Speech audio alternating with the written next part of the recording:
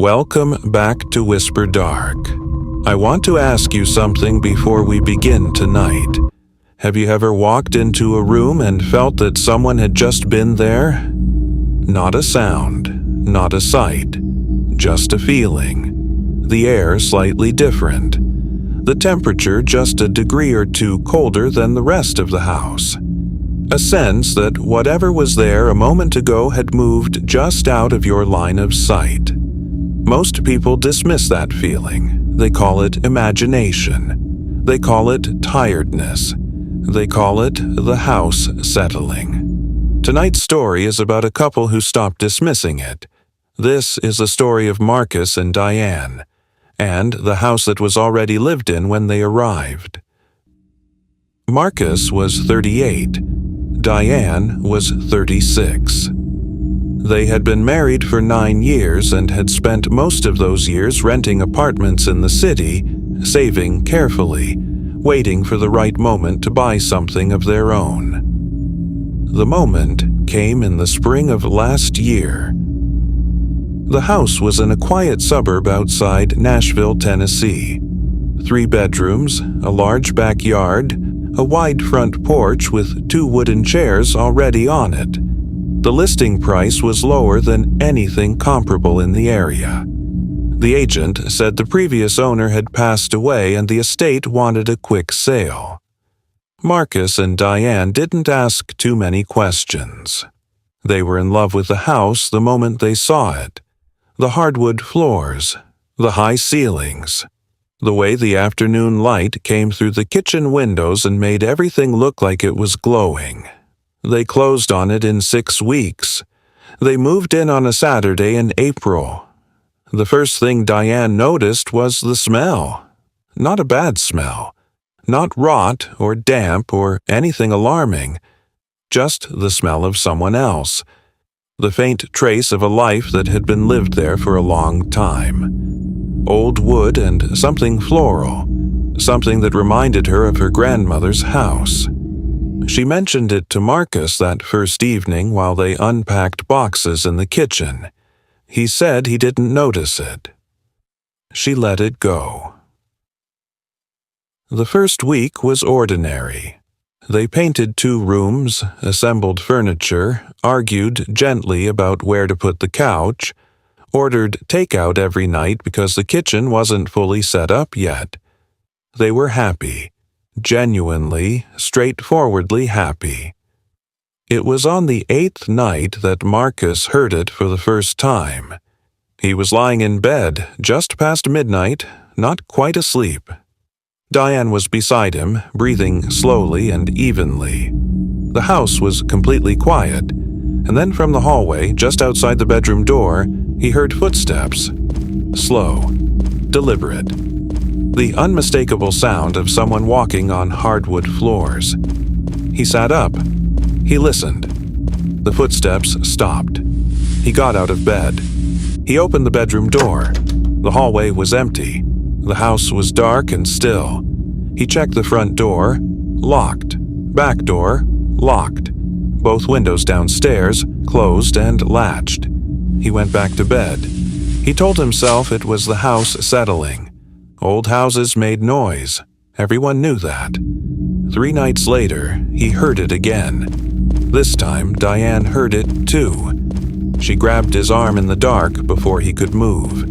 They both lay completely still and listened to the footsteps move slowly down the hallway, stop outside their door, and then nothing. Silence. After a long moment, Marcus got up and checked again. Nothing. He called a carpenter the next morning to check the floorboards. The man came out, walked the hallway several times, and said the floors were in excellent condition. No warping, no loose boards, no structural reason for them to make that sound. Diane said nothing when the man left, but that afternoon she did something she hadn't done in years. She searched the address online. The search returned very little. The previous owner's name was Eleanor Marsh. She had lived in the house for 41 years. She had died there at the age of 83, in the master bedroom, which was now Marcus and Diane's bedroom. Diane read this and felt a chill that had nothing to do with temperature. She called the estate agent. The agent confirmed it. Natural causes, she said. Very peaceful. Eleanor had no family. The estate had been managed by a distant cousin who had never even visited the property.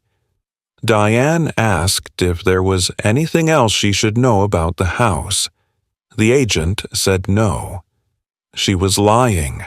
3 weeks after moving in, Diane found the room. It was at the end of the upstairs hallway, past the 2 spare bedrooms they had already painted and furnished. She had assumed it was a storage closet. The door was narrower than the others and painted the same cream color as the walls, almost invisible if you weren't looking for it. She found it because she was looking for where to put their winter coats. She turned the handle. The door opened into a small room, maybe 10 feet by 8. No windows, a bare bulb on the ceiling, and inside, completely undisturbed, as if whoever had left them there had simply stepped out for a moment and intended to return. A rocking chair, facing the wall, a small side table, a teacup on top of it, still containing the dry residue of old tea, a pair of reading glasses folded neatly beside the cup, and on the wall the chair was facing, dozens of photographs, pinned carefully in rows, all of the same woman at different ages, from young to very old, the same face across decades. Diane stood in the doorway and stared. The estate agent had said the house had been cleared. None of this had been cleared. Marcus called the estate agent that same evening. He was calm but firm. He explained what they had found. He asked why the room had not been cleared as agreed. The agent was quiet for a moment. Then she said she hadn't known about that room. Marcus said that was impossible. She had been inside the house multiple times during the sale process. The agent said she had never seen a door at the end of that hallway. Marcus hung up. He and Diane stood in the doorway of the small room together and looked at it for a long time. They decided they would clear it themselves the following weekend. Box everything up. Donate what they could. It was just the belongings of an old woman who had lived alone for 40 years. It was sad, not sinister. That was what they told each other. That night the footsteps came back, louder this time, and slower. And they stopped not outside the bedroom door, but outside the door of the small room at the end of the hallway. Diane did not sleep for the next 2 nights. She lay in bed and listened and thought about the photographs on the wall. The same woman across 60 years of her life, the rocking chair facing the wall, the teacup, the glasses. On the 3rd day, she went back into the room alone. She looked at the photographs more carefully this time. There were 44 of them. She counted. The woman in the photographs was always alone. There were no other people in any of them.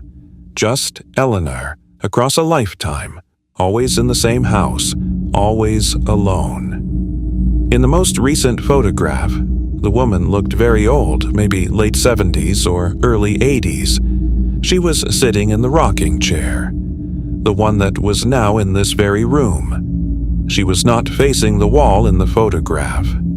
She was facing the camera, and she was not smiling.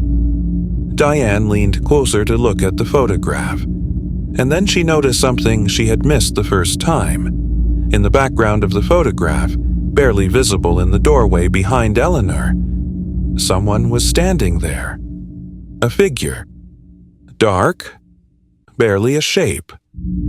Just present enough to be unmistakably human. Diane looked at the doorway in the photograph.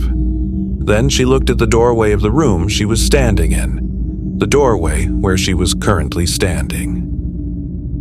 She didn't tell Marcus about the figure in the photograph that day. She needed time to think about it first. She put the photograph back on the wall exactly as she had found it and left the room and closed the door. That evening, Marcus came home from work and said the house smelled different. Diane asked what he meant. He said it smelled like someone had been cooking, something floral, like tea.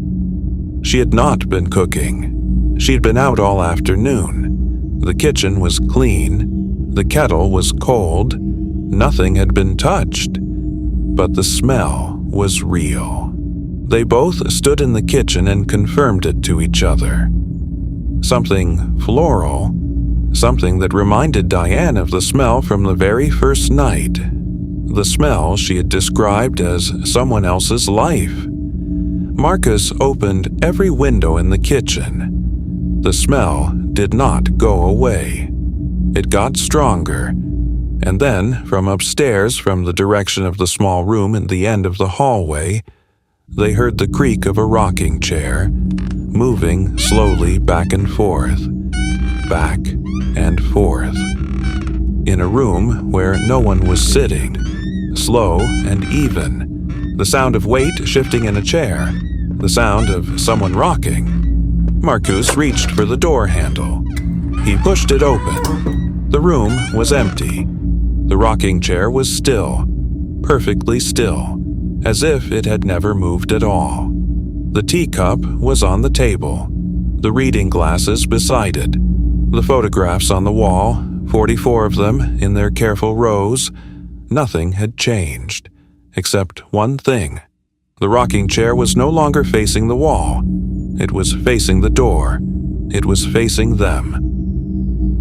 They called a paranormal investigator. Marcus felt embarrassed doing it, but Diane insisted.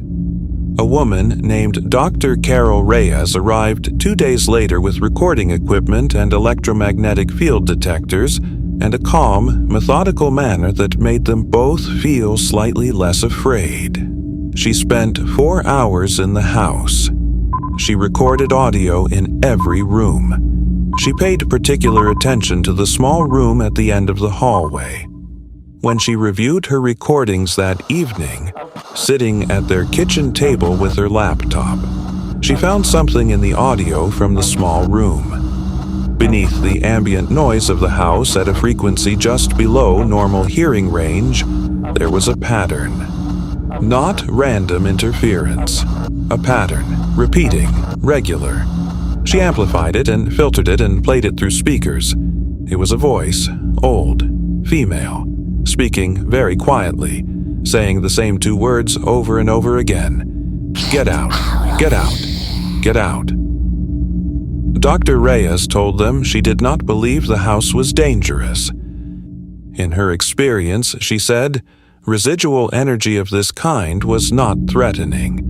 It was more like an echo. The memory of a person imprinted on a space they had occupied for a very long time. Eleanor Marsh had lived in this house for 41 years. She had died in this house. It was not unusual for a trace of that to remain. Diane asked, if it is just an echo, why is it saying, get out? Dr. Reyes did not have an answer for that. She packed up her equipment and left. That night, for the first time, Marcus and Diane slept with the bedroom door locked. It didn't help. At 2 a.m., Diane woke to the sound of breathing. Close. In the room. Not Marcus. She could hear his slow, steady rhythm beside her. This was different. Closer to the door. Low and slow and deliberate. She did not wake Marcus. She did not move. She lay completely still and listened to the breathing for 11 minutes. She counted. She knows because she watched the clock the entire time. At the end of 11 minutes, it stopped. And then, very softly, from just outside the locked bedroom door, 3 knocks. Slow, deliberate, then silence. Marcus and Diane moved out of the house the following week. They did not take everything. They left quickly and they left a lot behind. The estate agent, a different one this time, sold the house again within a month to a young family from out of state. Marcus and Diane did not warn them.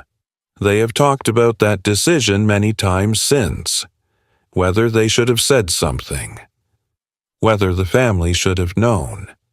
They always arrive at the same conclusion, that nobody would have believed them, that it would have made no difference, that the family would have moved in anyway, just as Marcus and Diane had, charmed by the hardwood floors and the high ceilings and the way the afternoon light came through the kitchen windows and made everything look like it was glowing. What they cannot explain, and what Marcus told me specifically when he sent this story, is the last thing they found before they left. In the small room at the end of the hallway, on the wall with the 44 photographs of Eleanor Marsh, there were now 45. The new photograph was at the end of the bottom row. It showed a couple standing in a kitchen, seen through a window from outside the house. Their backs were to the camera. The kitchen was familiar. The light through the windows was familiar. It was Marcus and Diane, in their own kitchen.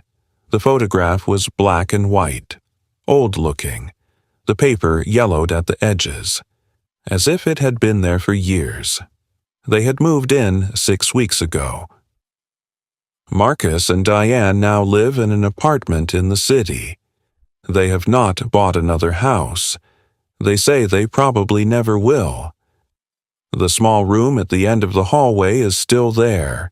The new family has not mentioned it. Either they haven't found it yet, or they have found it and decided not to ask questions, just like Marcus and Diane did. The rocking chair is still in there, still facing the door now, waiting.